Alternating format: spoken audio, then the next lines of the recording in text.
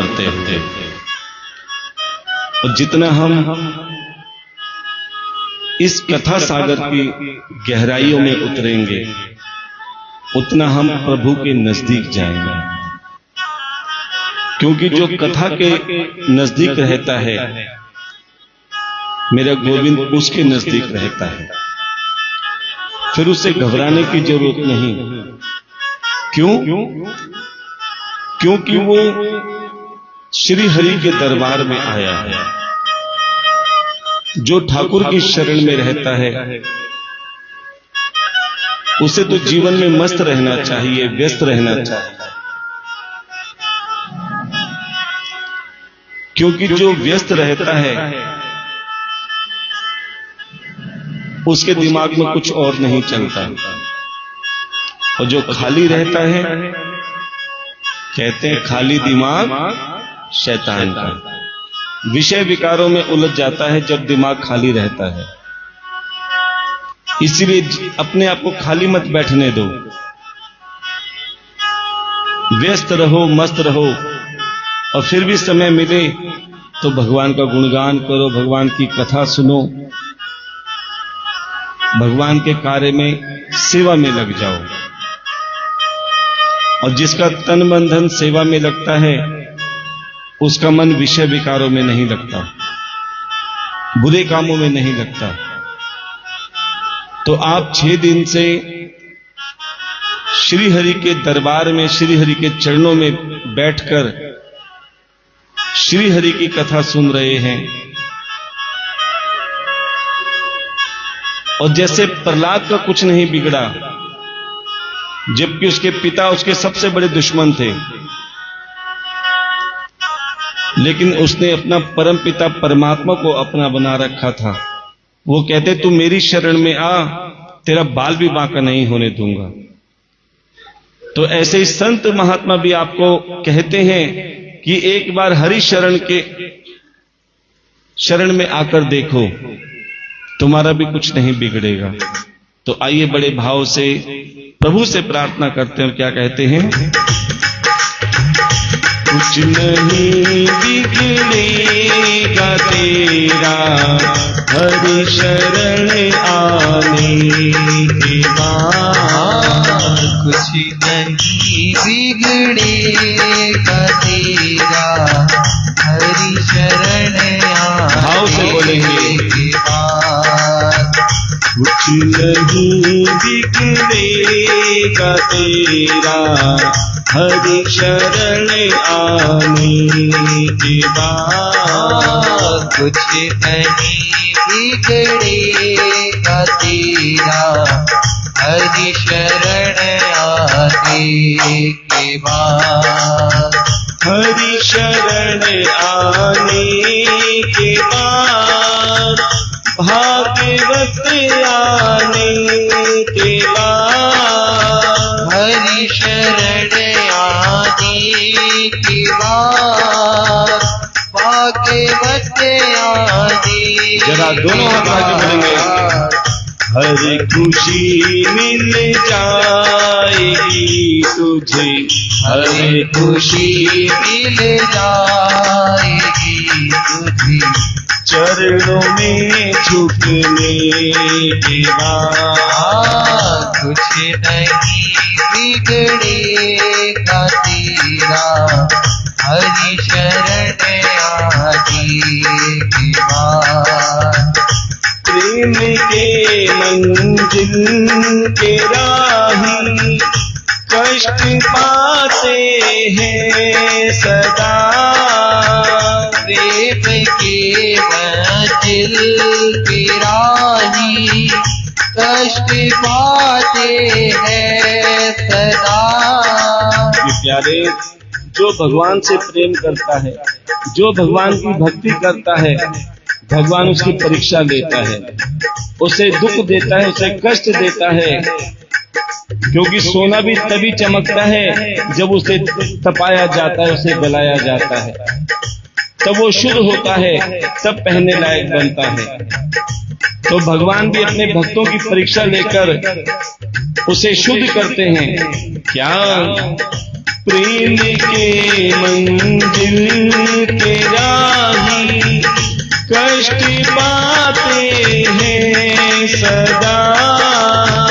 प्रेम के मंजिल के राही कष्ट पाते हैं सदा।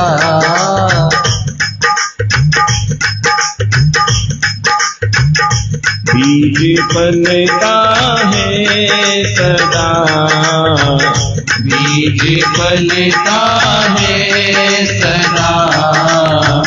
मिट्टी में मिलने के बाद बीज फलता है सदा।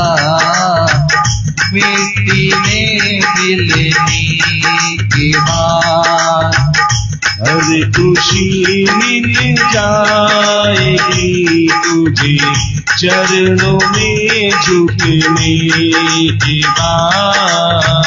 हर खुशी मिल जाएगी तुझे चरणों में झुकने के बाद।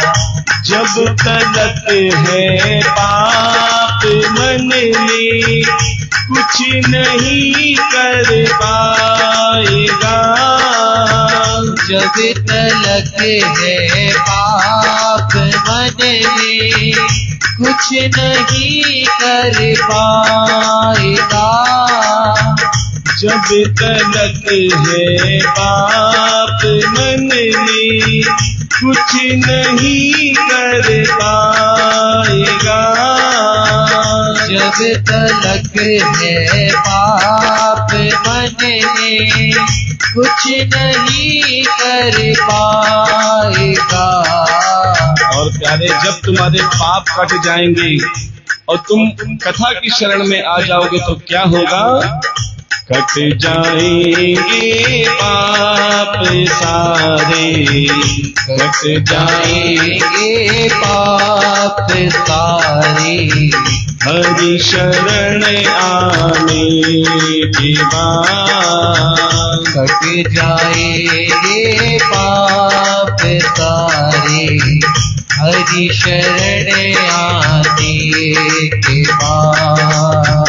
हरि शरण आने के बाद भागवत आने के बाद। हरि शरण आने के बाद भागवत आने के बाद। कुछ नहीं बिगड़ेगा तेरा हरि शरण आने के बाद। कुछ नहीं बिगड़ेगा तेरा हरि शरण आने के बाद। हरे कृष्णा कृष्णा कृष्णा हरे हरे। हरे कृष्णा जरा दोनों हाथ उठा के तालियों के साथ महामंत्र बोलेंगे। कृष्णा हरे हरे। हरे रामा